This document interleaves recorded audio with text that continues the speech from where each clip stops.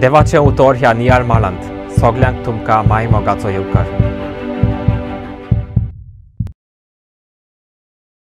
आयच्या शुभ वर्तमानांत जेजू सात्विकताय विशय उलयता.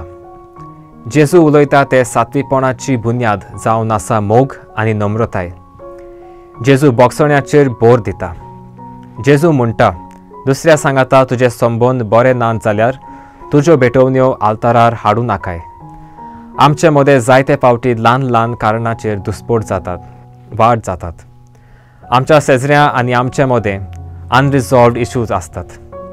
दुसऱ्या ताय आमची वागणूक, देवाताय आमचो संबंद दाखोवन दिता.